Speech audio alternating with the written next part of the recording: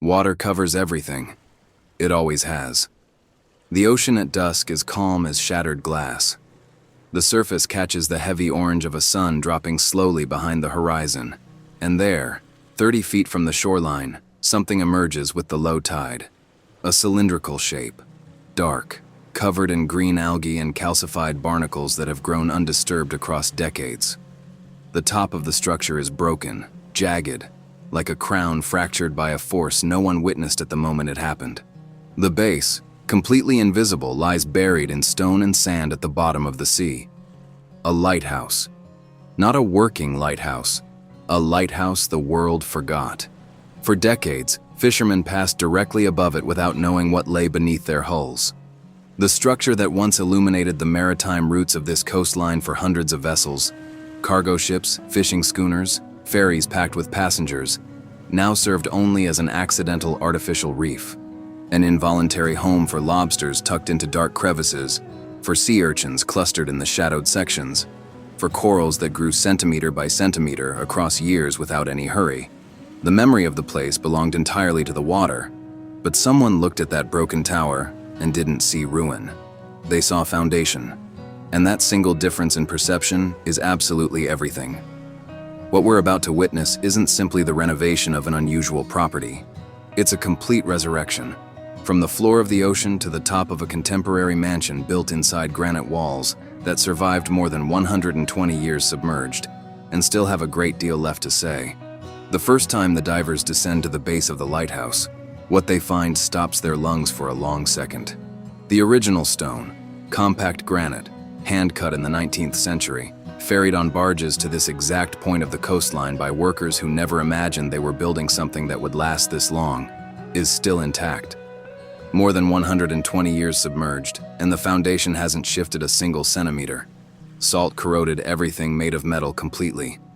The hardware, the rails, the lantern brackets. The windows are nothing but empty frames where the ocean moves in and out, as if breathing at its own rhythm. The interior floor is a thick layer of dark gray sediment, silt, and time compressed into strata that have been recording decades in silence. But the walls tell an entirely different story from everything anyone expected to find here. Every stone was set with lime and river sand mortar, a mixture that, remarkably, hardens when exposed to salt water rather than dissolving in it. It was a Roman technique, passed down through centuries of coastal construction from generation to generation, without formal documentation, only accumulated practice. The 19th century builders had no polymer engineering, no epoxy resins, nothing the modern technical manuals would consider remotely adequate for a permanent offshore structure. They had knowledge about how to build for longer than a lifetime, and it lasted longer than any lifetime they knew. The renovation team spends 3 full weeks mapping the complete structure before touching anything. Every crack cataloged with a number and a photograph. Every pressure point measured with ultrasonic instruments that emit sounds the divers describe as impossibly thin needles passing through solid stone.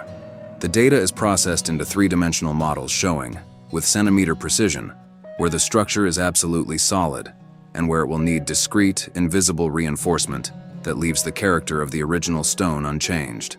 Because before you build the future, you need to understand with brutal accuracy exactly what the past managed to leave standing. And what remains surprises even the most experienced architects on the team. The lighthouse resisted the ocean for over a century. Now it had to resist the renovation. The drainage process begins before dawn, while the sea is still completely dark and quiet around the structure. High-powered industrial pumps are anchored around the base of the tower, fixed by divers to specific points on the bedrock below. Thick rubber hoses run down the interior stone staircase, the same staircase a lighthouse keeper climbed and descended hundreds of times a week to keep the lens clean, and the rotation mechanism running, still present, still solid enough to bear weight, down to the lowest flooded level.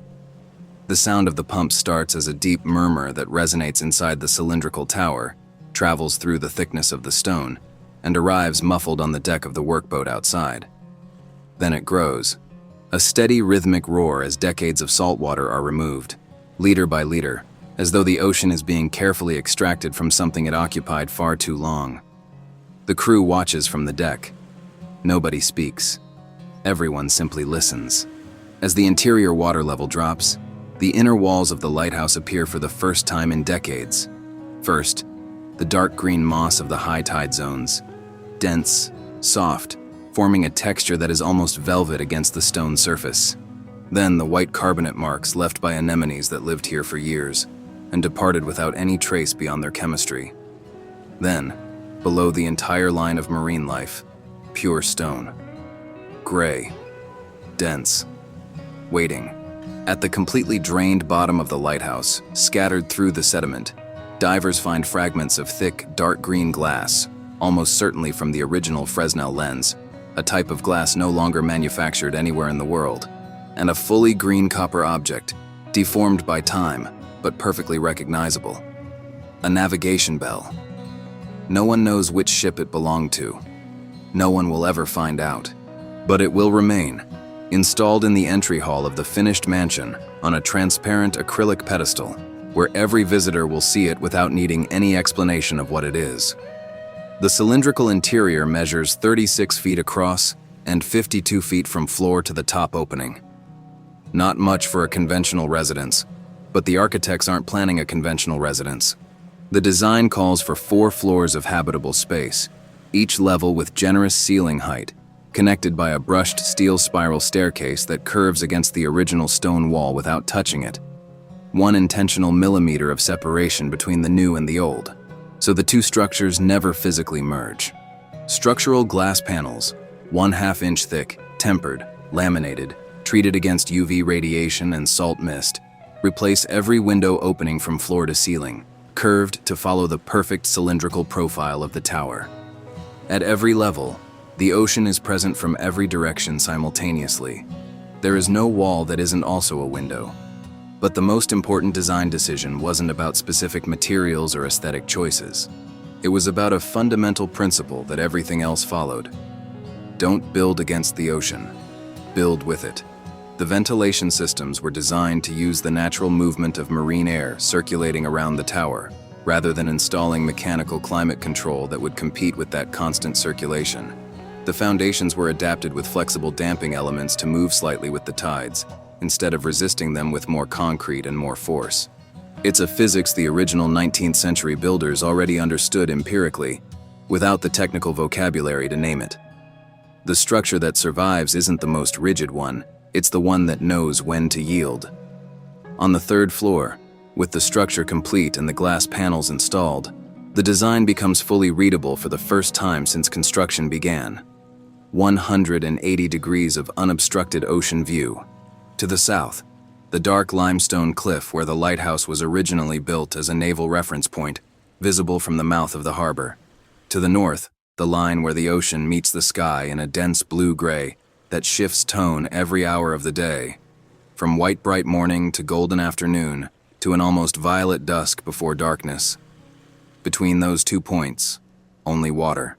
The kitchen occupies the entire 2nd floor, a white marble island positioned exactly at the center of the circular space, flush induction cooktop built into the surface, a brushed copper hood rising from the counter to the stone ceiling in one clean vertical line. The cutting board is solid oak recovered from the planks of the original pier that served the lighthouse before its collapse. Found submerged, cured over months, worked by a local craftsman who knew the wood by touch before he ever saw it clearly. The new built on exactly what the past left behind, in every single detail. The master bedroom occupies the entire 4th floor at its maximum width. The bed faces east, toward the sunrise over the ocean, toward the first light of the day that enters through the curved glass panels and moves across the room from one edge to the other, before any other space in the house wakes up. The original stone wall is clean, washed with fresh water and sealed with a clear waterproofing product, but not polished, not plastered, not disguised in any form of modern finish. Every surface irregularity was preserved exactly as it was. Every mark time left on the stone, the dark tide line, the spots where metals ran before being removed, the uneven texture where granite was hand-cut by workers whose names no one recorded, was kept as texture, as visible history, as presence. There is no decoration in the world that could compete with that, which is exactly why none was attempted. On the completion night, the interior lights are switched on for the first time with the entire team present. Not floodlights, not visible fixtures, nothing that breaks the surface of the walls. They are warm spectrum LED strips embedded into the joints between the stones, invisible during the day, that at night make the walls appear to radiate a golden heat from inside the ancient stone itself. Out on the ocean, a few hundred meters away, a fishing boat passes along the route the boats of that coastline have always used. The fisherman looks toward the shore and sees, for the first time in decades, an illuminated tower where before there was only darkness and silence. Not exactly a lighthouse, but something very close. Something that says, "I'm here. I'm still here." The sound of the ocean enters through every opening without being filtered or attenuated. This was intentional from the very first sketch of the project. The windows were tested and calibrated over months to resonate at a specific frequency in harmony with the average waves of that coastline. What you hear inside the mansion isn't the ocean being blocked, controlled, or tamed. It's the ocean being framed, like an instrument inside a resonance chamber, present in every room at any hour of the day or night, a permanent houseguest who never needed an invitation, and who, clearly, is never going to leave.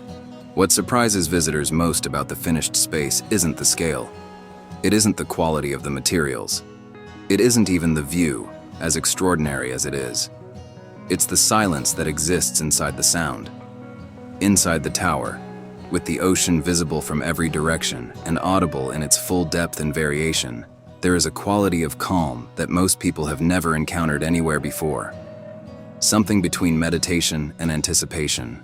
Not the absence of sound, because the ocean doesn't stop, never stops, has no concept of pause. The absence of rush. As though time inside the lighthouse still operates at the rhythm of the 19th century, when the most important clock was the tide, and not any device in anyone's pocket. 100 years ago, a lighthouse keeper lived in this exact tower. He climbed and descended these stairs hundreds of times each week to keep the lens clean and the rotation mechanism running. He ate what he grew in a small garden at the base, now received by the ocean as part of the sediment below. He slept to the exact sound of the ocean you now hear through half an inch of laminated glass. The difference is that he didn't choose that isolation. It was the condition of the work, the shape of the place, the only option available to anyone who performed that function. Today, the isolation is the product. It's precisely what people seek when they arrive here. But both of them, the anonymous lighthouse keeper of 100 years ago and the modern visitor, look out at the same horizon, the same ocean, the same barely perceptible curvature of the earth on the clearest days, when the blue closes gently before finding the infinite. In that specific detail, the 100 years between them simply disappear. The truth this project reveals, perhaps more than any technical or aesthetic element, is that the lighthouse never stopped working. It only changed what it illuminates. No longer maritime routes in the dark, no longer warnings to vessels in distress. Now, perhaps, something harder to name precisely. The concrete possibility that abandoned structures don't need demolition to find new meaning. That forgetting is not a final sentence. That what time buried at the bottom of the ocean can surface, with enough patience and vision, as something that never existed before and couldn't exist anywhere else on Earth.